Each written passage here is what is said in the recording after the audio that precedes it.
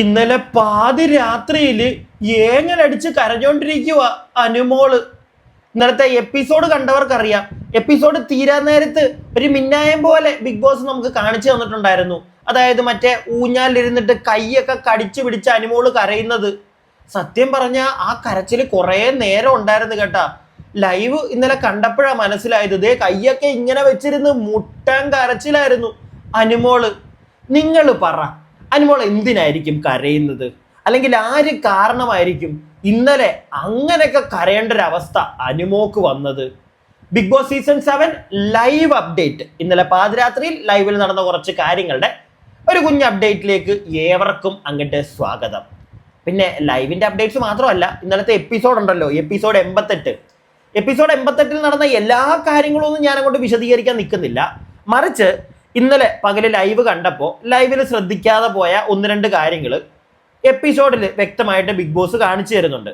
അതും നമ്മുടെ അനീഷേട്ടനെയും അനുമോളെയും പറ്റി ആയതുകൊണ്ട് തന്നെ അത് സംസാരിച്ചിട്ടേ പോകാൻ പറ്റുള്ളൂ. കാരണം പ്രധാനപ്പെട്ട കുറച്ച് കാര്യങ്ങളാണ്. അപ്പം നമുക്ക് വേണമെങ്കിൽ അതിൽ നിന്ന് തന്നെ അങ്ങോട്ട് തുടങ്ങാം. എന്നിട്ട് രാത്രിയിൽ അനുമോള് കരഞ്ഞതിനെ പറ്റിയൊക്കെ ഞാൻ പറയാം. അപ്പോൾ ഇന്നലെ മറ്റേ ടാസ്ക് ഉണ്ടായിരുന്നല്ലോ, മറ്റേ ലക്ഷയുദ്ധം എന്ന് പറഞ്ഞ. അപ്പം ആ ഒരു ടാസ്കിൻ്റെ ഇടയ്ക്ക് ഫസ്റ്റ് തന്നെ നമ്മുടെ അനീഷേട്ടൻ പുറത്ത് പോകുന്നുണ്ട്. ടാസ്കിനെ പറ്റിയൊക്കെ വളരെ വിശദമായിട്ട് തന്നെ ഞാൻ ഇന്നലെ സംസാരിച്ചുകൊണ്ട് വീണ്ടും പറയുന്നില്ല. ആ ടാസ്ക് ആദ്യത്തെ ആ ഒരു റൗണ്ടിൽ തന്നെ അനീഷേട്ടൻ പുറത്ത് പോകുന്നു. അനീഷേട്ടൻ ഔട്ടായി. അനീഷേട്ടൻ പുറത്ത് നമ്മുടെ ഊഞ്ഞാലിൽ വന്നിരുന്നിട്ട് അവിടെ നിന്ന് തന്നെ സംസാരിക്കുന്നുണ്ട്. അതായത് ബിഗ് ബോസിനോടാണ് സംസാരിക്കുന്നത്. തന്നെ എന്ന് പറയാൻ പറ്റത്തില്ല, ബിഗ് ബോസിനോട് പറയുകയാണ്, ബിഗ് ബോസ് എനിക്ക് സങ്കടങ്ങളോ വിഷമങ്ങളോ ഒന്നുമില്ല. ബിഗ് ബോസ് കാശ് കണ്ടിട്ടും ഒരു കാലത്തും എൻ്റെ കണ്ണ് മഞ്ഞളിച്ചിട്ടില്ല. ഉള്ളത് കൊണ്ട് ജീവിക്കാൻ മാത്രമാണ് ഞാൻ പഠിച്ചിട്ടുള്ളത്. അത് എല്ലാ കാലത്തും അങ്ങനെ തന്നെ ആയിരിക്കും. പക്ഷേ ബന്ധങ്ങൾ, ഇഷ്ടപ്പെട്ട ആളുകൾ, അവർക്ക് എന്തെങ്കിലും പറ്റുന്നത് ഞാൻ മരിച്ചതിന് ശേഷമായിരിക്കും. എന്നെ കൊന്നതിന് ശേഷമേ അവരുടെ അടുത്തേക്ക് എത്താൻ പറ്റുകയുള്ളൂ. ഇതിപ്പോൾ ഷാനവാസ് ആയിരുന്നെങ്കിൽ പോലും ഞാൻ ഷാനവാസിൻ്റെ കൂടെ നിന്നേനെ, ഷാനവാസിനെ പ്രൊട്ടക്റ്റ് ചെയ്തേനെ. ഈ ഒരു ഡയലോഗ് നമ്മുടെ അനീഷേട്ടൻ ഇന്നലെ അടിക്കുന്നുണ്ട്. സംഗതി എന്തുകൊണ്ടാണ് അനീഷേട്ടൻ പുറത്തിരുന്ന് ബിഗ് ബോസിനോട് ഈ ഒരു ഡയലോഗ് അടിക്കുന്നത്, അതായത് ജനങ്ങളിലേക്ക് ഈ ഒരു ഡയലോഗ് എത്തിക്കുന്നതെന്ന് നിങ്ങൾക്ക് മനസ്സിലായി കാണും. വേറെ ഒന്നും കൊണ്ടല്ല, ഇന്നലെ ആദ്യത്തെ റൗണ്ടിൽ തന്നെ അനീഷേട്ടൻ നമ്മുടെ അനുവായിട്ട് ഒരു കോംബോ കളി എന്ന് പറയാൻ പറ്റത്തില്ല, ഒരു ഗ്രൂപ്പ് കളി. അനുമോളുടെ അനീഷേട്ടൻ സേവ് ചെയ്യും, അനീഷേട്ടൻ്റെ അനുമോള് സേവ് ചെയ്യണം. ഇങ്ങനൊരു പ്ലാൻ അനീഷേട്ടൻ അനുമോളോട് പറയുന്നത് ഞാൻ കേട്ടില്ല, പക്ഷെ അനീഷേട്ടൻ്റെ ഉള്ളിലുണ്ടായിരുന്നു. ആ പ്ലാൻ അവിടെ അനീഷേട്ടൻ ഇറക്കിയതിന് ശേഷമാണ് ആദില അക്ബറും ഒക്കെ സെക്കൻഡ് റൗണ്ട് കഴിഞ്ഞപ്പം ആ ഒരു പ്ലാൻ വർക്കൗട്ട് ചെയ്തത്. സത്യം പറഞ്ഞാൽ ആ പ്ലാൻ അവിടെ ഫസ്റ്റ് കൊണ്ടുവന്നത് അനീഷേട്ടൻ തന്നെയായിരുന്നു. അതുകൊണ്ടാണ് അനുമോളുടെ മറ്റേ ആ ഒരു ബോക്സ് അനീഷേട്ടൻ അങ്ങ് സേവ് ചെയ്ത് മാറ്റുന്നത്. കാരണം അനുമോൾക്ക് സേവ് ചെയ്യാൻ പറ്റത്തില്ല, അനീഷേട്ടന് സേവ് ചെയ്യാം. അനീഷേട്ടൻ അത് സേവ് ചെയ്തു. അനുമോൾക്ക് അത് മനസ്സിലായില്ല, അതുകൊണ്ട് തന്നെ അനീഷേട്ടനെ എടുത്തില്ല. സാബുമാൻ അത് എടുത്തുകൊണ്ട് പോയി, അനീഷേട്ടൻ ഔട്ടായി. പക്ഷേ അത് ബാക്കി എല്ലാവർക്കും മനസ്സിലായി. അവിടെ പറയുന്നുണ്ട്, ഓ നിങ്ങൾ മറ്റേ ഗ്രൂപ്പ് കളിക്കാൻ നോക്കിയാൽ അതേ അനീഷ് എടുത്ത് മാറ്റി അനുമോളുടെ എന്നുള്ളൊരു ചെറിയ വർത്താനം അവിടെ വന്നിട്ടുണ്ടായിരുന്നു. അപ്പം അതുകൊണ്ടാണ് അനീഷേട്ടൻ പുറത്തു പോയിരുന്ന് ഈ ഒരു ഡയലോഗ് പറയുന്നത്. അതായത് എൻ്റെ കൂടെ അനുമോളായിരുന്നു, അനുമോളുടെ സ്ഥാനത്ത് ഷാനവാസ് ആയിരുന്നെങ്കിൽ ഞാൻ ചിലപ്പോൾ അത് ചെയ്തേനെന്ന് പറയുന്നുണ്ട്. പക്ഷേ അവിടെ ആ ഒരു ഗെയിമിനുള്ളിൽ അനീഷേട്ടന് അനീഷേട്ടന് സേവ് ചെയ്യാമായിരുന്നെങ്കിൽ ഉറപ്പായിട്ടും അനീഷേട്ടൻ വേറെ ആരുടെയും പ്രൊട്ടക്ട് ചെയ്യാൻ പോകത്തില്ല. അനീഷേട്ടൻ സേവ് ചെയ്യും, പ്രൊട്ടക്ട് ചെയ്യും. കാരണം പുള്ളി ഗെയിം കളിക്കാൻ അവിടെ വന്നിരിക്കുന്നത്. അതാണ് നിങ്ങൾ എല്ലാവരും മനസ്സിലാക്കേണ്ടത്. പുള്ളി ഗെയിമറാണ്. പക്ഷേ ആ ഗെയിമറിനുള്ളിൽ ഒരു മനുഷ്യനുണ്ട്. ആ മനുഷ്യനെയാണ് ഇന്നലെ കാണാൻ സാധിച്ചത്. കാരണം പുള്ളിയെ പ്രൊട്ടക്ട് ചെയ്യാൻ പറ്റത്തില്ല. അങ്ങനെയുള്ള ഒരു സാഹചര്യത്തിൽ പുള്ളിക്ക് ഇഷ്ടമുള്ള ആളുകളെ പുള്ളി പ്രൊട്ടക്ട് ചെയ്തു, അത്രേ ഉള്ളൂ. അനുമോളാണ് തൊട്ടടുത്ത് നിൽക്കുന്നത്, അനുമോളെ പുള്ളിക്ക് ഇഷ്ടമാണ്, അതുകൊണ്ട് തന്നെ അനുമോളെ പ്രൊട്ടക്ട് ചെയ്തു. തൊട്ടടുത്ത് ഷാനവാസ് ആയിരുന്നെങ്കിലും അതേ ചെയ്യുള്ളായിരുന്നു. അതാണ് ഇന്നലെ അനീഷേട്ടൻ പറഞ്ഞതിനകത്തുനിന്ന് എല്ലാവരും മനസ്സിലാക്കേണ്ട ഒരു കാര്യം. എനിക്കതാ മനസ്സിലായത്. പുള്ളി ഗെയിമറൊക്കെയാണ്, പുള്ളി ഗെയിമറാണ്, നല്ല ഗംഭീര ഗെയിമറാണ്. പുള്ളി ഇപ്പോഴും അവിടെ ഗെയിം കളിച്ചുകൊണ്ടിരിക്കുക. പക്ഷേ പുള്ളിക്കുള്ളിൽ ഒരു നല്ല മനുഷ്യനുണ്ട്, നല്ലൊരു മനുഷ്യനുണ്ട്. എനിക്ക് ആദ്യം തൊട്ട് വീഡിയോ കാണുന്നവർക്കറിയാം, ഈ സീസൺ തുടക്കം തൊട്ട്. അതായത് ആദ്യമൊക്കെ പുള്ളിയുടെ പരിപാടി എനിക്ക് താല്പര്യമില്ലായിരുന്നു. പുള്ളിയുടെ ഈ ഒച്ചയും ബഹളവും കാണുമ്പോൾ ദേഷ്യം വരുമായിരുന്നു. പക്ഷേ ഇപ്പം അതുമായിട്ട് അങ്ങ് അഡ്ജസ്റ്റ് ആയി പോയിട്ട് ഇപ്പം ആ പുള്ളിക്ക് ഒരു ചേഞ്ച് വന്നിട്ടുണ്ട്. പുള്ളി എന്ന് പറയുന്ന ആ ഒരു മനുഷ്യനുള്ളൊരു ഹ്യൂമാനിറ്റി, ഒരു മനുഷ്യ സ്നേഹമുണ്ട്, അത് പുറത്തു വരുന്നുണ്ട്. അതെല്ലാവരും ഒന്ന് മനസ്സിലാക്കാൻ ശ്രമിക്കണമെന്ന് മാത്രമേ എനിക്ക് പറയാനുള്ളൂ. അപ്പോൾ എന്താണെങ്കിലും ഇത് കഴിയുമ്പോഴത്തേക്ക് അകത്ത് അടുത്ത റൗണ്ട് നടക്കുന്നുണ്ട്. അടുത്ത റൗണ്ടിൽ അനുമോൾ പുറത്താവുന്നുണ്ട്. അനുമോൾ പുറത്ത് വന്നിട്ട് അനീഷേട്ടൻ്റെ അടുക്കെ തൊട്ടപ്പുറത്തെ ഊഞ്ഞാല് വന്നിരുന്നിട്ട് അനീഷേട്ടനോട് ചോദിക്കുന്നുണ്ട്, അനീഷേട്ടാ ഞാൻ പറഞ്ഞത് കൊണ്ടാണോ എന്നെ നിങ്ങൾ പ്രൊട്ടക്ട് ചെയ്തത് എന്നൊരു സാധനം ചോദിക്കുന്നുണ്ട്. ഉടനെ അനീഷേട്ടൻ പറയുന്നൊരു ഡയലോഗ് ഉണ്ട്, എനിക്ക് എന്നെ പ്രൊട്ടക്ട് ചെയ്യാൻ പറ്റത്തില്ല, നമുക്ക് നമ്മുടെ ബ്ലോക്ക് പ്രൊട്ടക്ട് ചെയ്യാൻ പറ്റത്തില്ല, അപ്പൊ പിന്നെ വേറെ എന്താ അനുമോളെ ചെയ്യേണ്ടത്, ഞാൻ നിന്നെ പ്രൊട്ടക്ട് ചെയ്തു എന്നുള്ളൊരു കാര്യം അനീഷേട്ടൻ അവിടെ പറയുന്നുണ്ട്. അതിനകത്തൊന്ന് മനസ്സിലാക്കേണ്ടത് ആ നിമിഷം പുള്ളി ഗെയിം കളിച്ചതല്ല. പുള്ളിക്ക് അവിടെ ഗെയിം കളിക്കാനില്ല.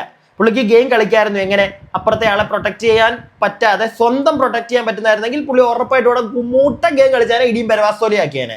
പക്ഷെ പുള്ളിക്ക് അത് ചെയ്യാൻ പറ്റത്തില്ല. അപ്പൊ പിന്നെ പുള്ളിക്ക് ഒരൊറ്റ ഓപ്ഷനേ ഉള്ളൂ, അടുത്തുള്ള ഒരാളെ പ്രൊട്ടക്ട് ചെയ്യുക. അത് പുള്ളി ചെയ്തു. പുള്ളിയുടെ ഈ പരിപാടി കണ്ടിട്ടായിരിക്കാം സെക്കൻഡ് റൗണ്ട് കഴിഞ്ഞപ്പം ആദിലല്ല നമ്മുടെ നൂറയും അക്ബറും കൂടെ ഒരു ധാരണയിലെത്തുന്നത്. അങ്ങോട്ടും ഇങ്ങോട്ടും പ്രൊട്ടക്ട് ചെയ്തേക്കാന്നുള്ളൊരു ധാരണ വെച്ചിട്ട് അവർ അവസാനം വരെ നിന്നു. അവസാനം നൂറ ജയിച്ചു. 3.5 ലക്ഷം രൂപ നൂറയ്ക്ക് കിട്ടി. പക്ഷേ ആ പരിപാടി ആദ്യമേ അവിടെ തിങ്ക് ചെയ്തത് അനീഷേട്ടനാണ്. പക്ഷെ അനീഷേട്ടനും അനുമോക്കും കൂടെ അത് ഒന്നിച്ച് നിന്നത് അങ്ങോട്ട് അത് പുറത്തേക്ക് എടുക്കാൻ പറ്റിയില്ല. പറഞ്ഞ് പ്ലാൻ ചെയ്യാൻ നിന്നില്ല, അല്ലെങ്കിൽ അതിനുള്ളൊരു സമയം അവർക്ക് കിട്ടിയില്ല. അതുകൊണ്ട് തന്നെ പൊളിഞ്ഞു പോയി. പക്ഷെ പുള്ളിയാണ് അവിടെ അത് ആദ്യമേ തിങ്ക് ചെയ്തതെന്നാണ് എനിക്ക് മനസ്സിലാക്കാൻ സാധിച്ചത്. പുള്ളി ഒറ്റയ്ക്കിരുന്ന ആ കഥ പറയുന്നത് കേട്ടപ്പോൾ, അതായത് അനുമോളല്ല വേറൊരാളായിരുന്നെങ്കിലും ഞാൻ പ്രൊട്ടക്ട് ചെയ്തേനെ, ഷാനവാസ് ആയിരുന്നെങ്കിലും പ്രൊട്ടക്ട് ചെയ്യുന്നതൊക്കെ പറയുന്നത് കേട്ടപ്പോൾ. പക്ഷെ അക്ബറും നൂറയും കൂടെയും ആ ഒരു പ്രൊട്ടക്ട് നമുക്ക് രണ്ടു പേർക്കും അങ്ങോട്ടും ഇങ്ങോട്ടും പ്രൊട്ടക്ട് ചെയ്ത് അവസാനം അതല്ല, അവിടെ അവർ ഗെയിം കളിച്ചതാണ്. അവർ ഗെയിം കളിക്കുക ഇൻ ദ സെൻസ് അവർക്ക് അവസാനം വരെ അവർ രണ്ടുപേരും വേണം, ബാക്കി എല്ലാവരും പോകണം. അവർ അവസാനം എന്നിട്ട് പറയുന്നുണ്ട് അവസാനം വരെ നിൽക്കും, പക്ഷെ അവസാനം ഞാനും നീയും കൂടെ ആവുമ്പോൾ നമ്മുടെ ഇടയ്ക്ക് ഗെയിം കളിക്കുമെന്ന് അവർ പറയുന്നുണ്ട്. പിടികിട്ടിയില്ലേ? പക്ഷെ അനീഷ് അവിടെ വേറെ മോഡാണ് എടുത്തത്. ചിലപ്പോൾ അനീഷിനെ പ്രൊട്ടക്ട് ചെയ്യാൻ പറ്റുമായിരുന്നെങ്കിൽ ഉറപ്പായിട്ട് ചിലപ്പോൾ ആദ്യമേ തന്നെ ഔട്ടാക്കി കളയുന്ന അനുമോളെ ആയിരിക്കും. പിടികിട്ടിയില്ലേ? ആദ്യമേ തന്നെ അനുമോളെ ഔട്ടാക്കാൻ ചാൻസ് കിട്ടിയായിരുന്നെങ്കിൽ പുള്ളി ഔട്ടാക്കിയേനെ. പക്ഷെ അവിടെ അത് നടക്കത്തില്ല. അതുകൊണ്ട് തന്നെ പുള്ളിയുടെ പ്രൊട്ടക്ട് ചെയ്തില്ല. പുള്ളി അടുത്തുള്ള പുള്ളിയുടെ ഏറ്റവും അടുത്ത ഒരു സുഹൃത്തിനെ പോലെ നിൽക്കുന്ന അനുമോളെ പുള്ളിയോടെ പ്രൊട്ടക്ട് ചെയ്തു. പുള്ളി ആ ഒരു ഗെയിമറായിട്ട് അവിടെ നിന്നിട്ട് കാര്യമില്ലാതെ പുള്ളിക്ക് മനസ്സിലായി. പിടികിട്ടിയില്ലേ? എനിക്ക് ആ ഒരു വിഷയത്തിൽ അനുമോൾ അവിടെ ഇരുന്ന് അനുമോളും അനീഷേട്ടനും കൂടെ എന്നിട്ട് അതിന് ശേഷം ഈ ഒരു കാര്യം പറയുന്നുണ്ട്. അപ്പോഴും ഇതാണ് എനിക്ക് പിടികിട്ടിയത്. അനീഷേട്ടൻ ഓപ്പണായിട്ട് പറയുന്നുണ്ട്, അതായത് എനിക്ക് വേറെ മാർഗ്ഗമില്ല, നിന്നെ പ്രൊട്ടക്ട് ചെയ്തു, അത്രേ ഉള്ളൂ, അല്ലാതെ വേറെ അതിനകത്തൊന്നും ഇല്ല എന്ന് പറയുന്നുണ്ട്. ഇതിന് ശേഷം പിന്നെ അവിടെ പല കാര്യങ്ങൾ നടക്കുന്നുണ്ട്. ടാസ്ക് കഴിഞ്ഞതിന് ശേഷം വീണ്ടും സംസാരങ്ങൾ നടക്കുന്നുണ്ട്. ഇതിനിടയ്ക്ക് ഞാൻ ശ്രദ്ധിച്ചത് കുറച്ച് ടാസ്ക് കഴിയുമ്പോഴത്തേക്ക് അനുമോൾ പുറത്തിരിക്കുക ഊഞ്ഞാലില്. അനീഷേട്ടൻ കിച്ചണിൽ നിന്ന് അനീഷേട്ടന് അവിടെ എല്ലാവർക്കും പൊമഗ്രാനൈറ്റ് ഉണ്ടല്ലോ, റേഷൻ. അപ്പോൾ അനീഷേട്ടൻ്റെ പൊമഗ്രാനൈറ്റ് അനീഷേട്ടൻ മുറിച്ചിട്ട് കുറച്ച് അനീഷേട്ടൻ പ്ലേറ്റിലിട്ടിട്ട് നേരെ അനുമോൾക്ക് കൊണ്ട് കൊടുക്കുന്നുണ്ട്. ഉടനെ അനുമോൾ ചോദിക്കുന്നുണ്ട്, ചേട്ടാ എനിക്ക് വേണ്ട, എനിക്കുണ്ട്, ഞാനത് കഴിച്ചോളാം, ഇത് ചേട്ടനുള്ളതാ, ചേട്ടൻ കഴിക്കുക. അല്ല അനുമോൾ കഴിക്കുക. അല്ല ചേട്ടാ, ഇത് നിങ്ങളുടെ റേഷനാ, നിങ്ങളുടെ ഫുഡാ, നിങ്ങൾ കഴിക്കുക. അനുമോൾ ഇത് കഴിക്കുക, എനിക്കുള്ളത് അവിടെ ഇരിപ്പുണ്ട്, ഞാനത് എടുത്തിട്ട് വരാം, അനുമോൾ ഇത് പിടിക്കുക എന്ന് ആദ്യമേ ഒരു സ്പൂൺ കൊടുക്കുന്നുണ്ട്. അപ്പം അനുമോൾ അത് കഴിക്കുന്നുണ്ട്. അതിനുശേഷം അനീഷേട്ടൻ പറയുന്നു, ഇത്രയോ, ഇത് കഴിക്കുക, ഈ പ്ലേറ്റോടെ പിടിക്കുമെന്ന് പറഞ്ഞത് കൊടുക്കുന്നുണ്ട്. അപ്പോഴാണ് അനുമോൾ പറയുന്നത്, ഇത് ചേട്ടൻ്റെയാ, ചേട്ടൻ കഴിക്കുക. വേണ്ട, എനിക്ക് അവിടെ ഇരിപ്പുണ്ട്, ഇത് പകുതിയേ ഉള്ളൂ, ബാക്കി പകുതി അവിടെ, എൻ്റെ പകുതി അവിടെ ഇരിപ്പുണ്ട്, ഞാനത് എടുത്തുകൊണ്ട് വരാമെന്ന് പറഞ്ഞ് ആ മനുഷ്യൻ തിരിച്ചു പോകുന്നത് കണ്ടു. തിരിച്ചു പോയി പുള്ളി എടുത്തുകൊണ്ട് വന്ന് കഴിക്കുന്നുണ്ട്. അതായത് ഒരെണ്ണം മുറിച്ചിട്ട് പകുതി അനുമോക്കും പകുതി പുള്ളിക്കും. ഇത് പുള്ളി അനുമോളോട് മാത്രം ചെയ്യുന്നൊരു കാര്യമാണെന്ന് ചിലപ്പോൾ ഇപ്പോൾ കുറേ പേര് പറഞ്ഞേക്കാം. പക്ഷേ ഞാനത് പറയത്തില്ല. കാരണം ഞാൻ കണ്ടിട്ടുണ്ട് ഇതിന് മുമ്പും അവിടെ പുള്ളിക്ക് ഒരു ചോക്ലേറ്റ് കിട്ടിയാൽ പോലും പുള്ളി എല്ലാവർക്കും ഷെയർ ചെയ്യും. നല്ല ഷെയറിങ് മെൻറ്റാലിറ്റി ഉള്ളൊരു വ്യക്തിയാണ് അനീഷ്. അല്ലാതെ ഒറ്റയ്ക്ക് മറ്റേ ആക്രാന്തം പിടിച്ച് തിന്നുന്ന പരിപാടി പുള്ളിയുടെ ഭാഗത്തുനിന്ന് ഞാൻ കണ്ടിട്ടില്ല. എല്ലാവരും പറഞ്ഞ് ഞാനും കേട്ടിട്ടുണ്ട്. അതായത് പുള്ളി ഗെയിമറാണ്, അതെ ഗെയിമറാണ്, പക്ഷെ മനുഷ്യത്വമുള്ള ഒരു ഗെയിമർ തന്നെയാണ് അനീഷ്. മനുഷ്യത്വം ഇല്ലാത്ത വെറും ചെറ്റയായിട്ടുള്ള ഒരു ഗെയിമറായിട്ട് എനിക്ക് പുള്ളിയെ തോന്നിയിട്ടില്ല. അതും കൂടെ ഒന്ന് പറയണമെന്ന് എനിക്ക് തോന്നി. അല്ല, പുള്ളിക്ക് എന്തിൻ്റെ കാര്യമാണ് അനീഷിന്. ഓക്കെ, ഇങ്ങനെ വേണമെങ്കിൽ നമുക്ക് ചിന്തിക്കാം. അതായത് ഞാനും പറഞ്ഞിട്ടുള്ളൊരു കാര്യമാണ്, അനുമോളുടെ എതിരെ ഇപ്പോൾ ഒരു ടീം തന്നെ വന്നിട്ടുണ്ട്. അതായത് ആദില, നൂറ, അക്ബർ. ആദില, നൂറയൊക്കെ അക്ബറിന്റെ സ്വന്തം മക്കളെ പോലെയാണ് ഇപ്പം കളിച്ചുകൊണ്ടിരിക്കുന്നത്. എന്തോ ആയിക്കോട്ടെ. അപ്പൊ അവരൊരു ടീമായിട്ട് അനുമോളെ അറ്റാക്ക് ചെയ്യുമ്പം അനീഷേട്ടൻ അനുമോളുടെ അടുക്ക വന്ന് നിൽക്കുന്നു. അത് അനീഷേട്ടൻ്റെ ഒരു ഗെയിം ആയിരിക്കാം. പക്ഷേ നിങ്ങൾ ആലോചിക്കേണ്ട ഒരു കാര്യം, ആ ഒരു ഗെയിമിൻ്റെ ഇടയ്ക്കും പുള്ളി മനുഷ്യത്വം എന്ന് പറയുന്ന ഒരു സാധനമുണ്ട്. ആ ഗെയിം കളിച്ചാൽ മതി. ആ ഗെയിം പുള്ളി വൃത്തിക്ക് നടത്തുന്നുണ്ട്. അതിന്റെ പേരിൽ ഇന്നലെ തൊട്ട് പുള്ളിക്ക് കണ്ടന്റും ഉണ്ട്. പക്ഷെ ഈ പൊമഗ്രാനൈറ്റ് ഒക്കെ പുള്ളിയുടെ റേഷൻ കൊണ്ട് കൊടുത്ത് പുള്ളിക്ക് കണ്ടന്റ് ഉണ്ടാക്കേണ്ട അവസ്ഥയില്ല. അതപ്പോൾ പുള്ളി ചെയ്യുന്നുണ്ടെങ്കിൽ പുള്ളിയുടെ അകത്തെ ഒരു മനുഷ്യൻ, എവിടെയോ ഉറങ്ങിക്കിടക്കുന്ന ഒരു മനുഷ്യത്വം പുള്ളിക്കുണ്ട്. അതാണ് പുള്ളി അവിടെ കാണിക്കുന്നത്. അല്ലാതെ അത് പുള്ളി കണ്ടന്റിന് വേണ്ടി ചെയ്തതാണെന്ന് എനിക്ക് തോന്നുന്നില്ല. മറ്റേതൊക്കെ വേണമെങ്കിൽ പുള്ളി ചെയ്തതാണെന്ന് ഞാനും പറയാം. അതായത് അനുമോളെ എല്ലാവരും കൂടി എടുത്തിട്ട് വധിക്കുമ്പോൾ അനുമോളുടെ സൈഡിൽ വന്ന് നിൽക്കുന്നത് അത് പുള്ളിക്ക് കണ്ടന്റ് ഉണ്ടാക്കാൻ വേണ്ടി ആയിരിക്കാം. അങ്ങനെ വെച്ചോ. കാരണം പുള്ളി അത് ചെയ്യുന്നുണ്ടെങ്കിൽ ഞാൻ തെറ്റ് പറയത്തില്ല. കാരണം അത് പുള്ളിയുടെ ഗെയിമാണ്, പുള്ളി അത് ചെയ്യട്ടെ, അത്രേ പറയാനുള്ളൂ. പക്ഷെ ഈ ഫുഡിന്റെ കേസിൽ ഒരിക്കലും എനിക്ക് തോന്നുന്നില്ല പുള്ളി അവിടെ അത് കണ്ടന്റ് ഉണ്ടാക്കാൻ വേണ്ടി ചെയ്തതാണെന്ന് എനിക്ക് തോന്നുന്നേ ഇല്ല. അപ്പോൾ ഇങ്ങനെയുള്ള കുറച്ച് പരിപാടികളൊക്കെ നടക്കുന്നുണ്ട്. അതിൻ്റെ ഇടയ്ക്കൊക്കെ ഞാൻ ശ്രദ്ധിച്ചൊരു കാര്യമുണ്ട്. നമ്മുടെ അക്ബർ കാക്കാൻ്റെ ഉറ്റ സുഹൃത്താണ് ഈ സീസണിലെ മറ്റേ ഷോ ഡയറക്ടർ എന്നൊക്കെ കേട്ടു. അതുകൊണ്ടാണോ അക്ബർ കാക്കാൻ്റെ കലാവിരുന്ന് അക്ബർ കാക്കാൻ്റെ പാട്ടുകൾ ജനങ്ങളിലേക്ക് എത്തിക്കാൻ ഇത്ര എങ്ങോട്ട് ആകാംക്ഷ? അല്ല, അറിയാൻ പാടില്ലാണ്ട് ചോദിക്കുക. അക്ബർ കാക്ക എപ്പോൾ പാട്ട് പാടിയാലും അത് വൃത്തിക്ക് പുറത്തേക്ക് എത്തിക്കുന്നുണ്ട്. ഇന്നാണ് ഞാനത് ശ്രദ്ധിച്ചത്. ഇന്ന് തന്നെ ഒരു 2-3 പാട്ട് കൊള്ളാത്തൊന്നും അല്ല കേട്ടോ. അക്ബർ കാക്കാന്റെ പാരഡിയൊക്കെ നിമിഷങ്ങൾക്കുള്ളിൽ ഇതാ ഇങ്ങനെ ടിങ് ടിങ് ടിങ് എന്ന് പറയുമ്പം അക്ബർ കാക്ക പുള്ളി കഴിവുള്ള ആള് തന്നെയാ. മിനിറ്റുകൾക്കുള്ളിൽ പുള്ളി പാട്ടുകൾ ഉണ്ടാക്കുന്നുണ്ട്, പാരഡികൾ ഉണ്ടാക്കുന്നുണ്ട്, നല്ല കാര്യം തന്നെ. പക്ഷെ ഇത് വേറെ ആരെങ്കിലും ആണ് ഈ ഒരു പരിപാടി ചെയ്തുകൊണ്ടിരുന്നെങ്കിൽ അക്ബർ കാക്കന്റെ പുറത്തേക്ക് എത്തിക്കുന്ന പോലെ തന്നെ അവരുടെയും എത്തിക്കുമായിരുന്നോ? ഒരു സംശയമാണ്. ഇത് അക്ബർ കാക്കന്റെ സുഹൃത്താണ് ഷോ ഡയറക്ടർ എന്നുള്ളൊരു സാധനം ഉള്ളത് കൊണ്ടുള്ള പരിപാടിയാണോ? ഒരു അഡ്ജസ്റ്റ്മെന്റ് ആണോ? സംശയം, അത്രേ ഉള്ളൂ. ജസ്റ്റ് എൻ്റെ ഒരു സംശയം എനിക്ക് തോന്നി. കാരണം ഇന്ന് തന്നെ എല്ലാ അനുമോൾക്കെതിരെയായിട്ട് അനുമോളെ വലിച്ച് കീറുന്ന ടൈപ്പ് ഓഫ് പാട്ടുകൾ കുഴപ്പമില്ല, അതൊക്കെ പാരഡി ഗാനങ്ങളൊക്കെ ആകാം, അതിനകത്തൊന്നും ഒരു തെറ്റില്ല. പക്ഷേ അത് ഇത്രയും അങ്ങോട്ട് ജനങ്ങളിലേക്ക് എത്തിക്കുന്ന ലൈവിൽ പോലും ഒരു പരിധി കൂടുതൽ അവിടെ ഇവിടെയൊക്കെ ആയിട്ട് കേട്ടു. പക്ഷെ എപ്പിസോഡ് വരുമ്പോഴത്തേക്ക് അതങ്ങോട്ട് കത്തിച്ചു വിടുക. അതിൻ്റെ ഒരു ആവശ്യം കണ്ടന്റ് ഇല്ലാത്തതുകൊണ്ടാണോ? അല്ല, അറിയാൻ പാടില്ലായിട്ടാടാ, വേറൊന്നും കൊണ്ടല്ല. എനിക്ക് അറിയാൻ പാടില്ലായിട്ടാ. വീണ്ടും അതാ ഞാൻ പറയുന്നത്, എനിക്ക് അറിയാൻ പാടില്ലായിട്ടാ. അല്ലാതെ ചുമ്മാ ഇനിയും അതിൻ്റെ പേരും പറഞ്ഞ് നമ്മളെ കൊല്ലാനൊന്നും വന്നേക്കല്ലേ. സംശയം. കാരണം ഇത്രയൊക്കെ ലൈവിൽ പോലും ഇല്ല, ലൈവിൽ പോലും കേൾക്കാത്ത സാധനങ്ങൾ എപ്പിസോഡിൽ വരുന്നു. അങ്ങനെയൊക്കെ വരുമ്പോഴത്തേക്ക് ഒരു സംശയം. സാധാരണ ഇങ്ങനെയുള്ള പരിപാടികളൊക്കെ ലൈവിൽ കാണിക്കും, എന്നിട്ട് എപ്പിസോഡ് വരുമ്പോൾ മുക്കിക്കളയും. കാരണം എല്ലാം കൂടെ കുത്തിക്കയറ്റുന്ന സ്ഥലം കാണത്തില്ല. അതൊക്കെ കുത്തി കയറ്റിക്കൊണ്ടേ ഇരിക്കുക എപ്പിസോഡില്. അതിൻ്റെ ഒരു കൊണ്ടുവന്ന ഒരു സംശയമാണ്. എന്താണെങ്കിലും പോട്ടെ. അപ്പോൾ ഇതൊക്കെ കഴിയുമ്പോഴത്തേക്ക് ഡെയിലി ടാസ്ക് അക്ബറും കറക്റ്റ് പോയിന്റുകളൊക്കെ പറയുന്നുണ്ട് കേട്ടോ. ഇല്ലാത്തൊരു വ്യക്തിയൊന്നുമല്ല, നല്ലൊരു ഗെയിമറൊക്കെ തന്നെയാണ് അക്ബറും, അല്ലാതൊന്നും ഞാൻ പറയത്തില്ല. പക്ഷെ ഇങ്ങനെയുള്ള അനുമോളെ മറ്റേ പാരഡി പഠിച്ച് അങ്ങോട്ട് പാടി അങ്ങോട്ട് തേമ്പുമ്പോഴത്തേക്ക് അത് നല്ല വ്യക്തമായിട്ട് എപ്പിസോഡിൽ ഒരു തുള്ളി പോലും വിടാതെ ഇങ്ങനെ കുത്തിക്കയറ്റുന്ന കണ്ടപ്പോൾ ഒരു സംശയം. ഒന്നാമത് കൂട്ടുകാരാണെന്നൊക്കെ കേട്ടിട്ടുണ്ട്, അതുകൊണ്ട് ചോദിച്ചതാ. പോട്ടെ. അപ്പോൾ ഇതെല്ലാം കഴിയുമ്പോഴത്തേക്ക് നമ്മുടെ ഡെയിലി ടാസ്ക് ഒക്കെ നടക്കുന്നുണ്ട്. ഡെയിലി ടാസ്ക് കൊള്ളായിരുന്നു കേട്ടോ. വിരോധാഭാസം എന്ന് പറയുന്ന ഒരു സാധനമായിരുന്നു, കൊള്ളായിരുന്നു. അതൊക്കെ കഴിഞ്ഞപ്പോഴാണ് നമ്മുടെ അനുമോൾ ഇരുന്ന് കരയുന്നത്. ബിഗ് ബോസ് എപ്പിസോഡ് ജസ്റ്റ് ഒന്ന് മിന്നിച്ച് കാണിച്ചു പോയി, പക്ഷെ ലൈവില് കുത്തിയിരുന്ന് കരയുന്നുണ്ട്. പിന്നെ കാര്യമൊന്നും പറയുന്നില്ല. സാധാരണ അനുമോൾ ക്യാമറ നോക്കി എന്തെങ്കിലും പറയുന്നു, ഇല്ലെങ്കിൽ അനീഷേട്ടൻ പിന്നെ ബെഡ്റൂമിലാണ്, അനുമോള് ഇവിടെ പുറത്തുമാണ്. അനീഷേട്ടനെ വിളിച്ചിരുത്തി കഥ പറയുന്നു, അങ്ങനത്തെ ഒന്നുമില്ല. അതുകൊണ്ട് തന്നെ എന്തിനാണെന്ന് കറക്റ്റായിട്ട് ഇപ്പം നമുക്ക് പറയാൻ പറ്റത്തില്ല. പക്ഷെ എനിക്ക് തോന്നുന്നത് ആദില, നൂറ അവരുടെയൊക്കെ പരിപാടികളൊക്കെ ഓർത്തിട്ടും അതിൻ്റെ ഒരു സങ്കടം ചിലപ്പോൾ അവരോട് ചെയ്തതിൻ്റെ എന്തെങ്കിലും, ഇല്ലെങ്കിൽ അവരോട് പറഞ്ഞതിന്, ഇല്ലെങ്കിൽ അവർ പറഞ്ഞത് ഇതൊക്കെ ചിലപ്പോൾ ഉള്ളിക്കിടന്ന് കുത്തിയിട്ടായിരിക്കാം അനുമോക്ക്. നല്ല ചിലപ്പോൾ ഇതൊന്നും ആയിരിക്കത്തില്ല, ആരും ഒന്നും പറയാനില്ലല്ലോ എന്നുള്ളൊരു സാധനം കിടന്നിട്ടായിരിക്കാം. ഇല്ലെങ്കിൽ ചിലപ്പോൾ വീട്ടുകാരെ മിസ് ചെയ്യുന്നു, എനിക്ക് തോന്നുന്നില്ല. അതുകൊണ്ടാവാൻ ചാൻസ് ഇല്ല. ചിലപ്പോൾ ഒന്നും ഷെയർ ചെയ്യാൻ, പ്രത്യേകിച്ച് നൂറേം ആദിലേയും പറഞ്ഞ ഡയലോഗുകളൊക്കെ ഉണ്ടല്ലോ. അതായത് PR-ന്റെ കേസ് വിടൂ, ഈ ഫ്രണ്ട്സ്, നിനക്ക് നല്ല ഫ്രണ്ട്സ് ഇല്ലാത്ത നിന്റെ കയ്യിരിപ്പിൻ്റെ ആണ്, അങ്ങനെയാണ്, മാനങ്ങയാണ്, ചേങ്ങനെയാണെന്നൊക്കെ പറഞ്ഞ സാധനങ്ങൾ ചിലപ്പോൾ അതൊക്കെ ഓർത്തിട്ടായിരിക്കാം. ഭയങ്കര സങ്കടത്തിലാണ് പാതിരാത്രിയിൽ അനുമോള്. ഞാൻ വിചാരിച്ച് ഇങ്ങനെ കരഞ്ഞു കഴിഞ്ഞ് ഇനി മിക്കവാറും വല്ല ഹാർട്ട് അറ്റാക്ക് ഒക്കെ വന്ന് ബിഗ് ബോസ് മറ്റേ കൺഫെഷൻ റൂം, ഞാൻ പേടിച്ചു പോയിടേ. അതുപോലെ ഇരുന്ന് കരച്ചില്ല, കൺഫെഷൻ റൂമിലേക്കൊക്കെ വിളിക്കുമെന്നൊക്കെ വിചാരിച്ചു. പക്ഷെ അങ്ങനെയുള്ള കേസുകളൊന്നുമില്ല.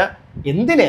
ഇനിയും ദിവസങ്ങളേ ഉള്ളൂ. ഞാൻ പറഞ്ഞിട്ടില്ല, ഞാൻ ഇനി മുമ്പും പറഞ്ഞിട്ടുള്ളൊരു കാര്യമാണ്. 100 ദിവസം ഉണ്ടെങ്കിൽ അതിനകത്ത് ഇപ്പോൾ എനിക്ക് തോന്നുന്നു ഒരു 10-70 ദിവസമെങ്കിലും അനുമോള് കരയുന്നുണ്ട്. എന്തിനാണ് ഇങ്ങനെ?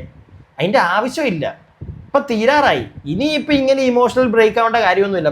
പ്രത്യേകിച്ച് ഈ അവസാന നിമിഷത്തിൽ ഇനിയും വെറും 10-14 ദിവസം കൂടെ ഉള്ളൂ. അത് അങ്ങനെ പോകും. പിന്നെ വീണ്ടും ഞാൻ ചോദിക്കുന്നു, പ്രിയപ്പെട്ടവരെ, നിങ്ങൾ പറ, നിങ്ങൾക്ക് എന്താ തോന്നുന്നത് അനുമോളുടെ ഈ കരച്ചിൽ കണ്ടിട്ട്?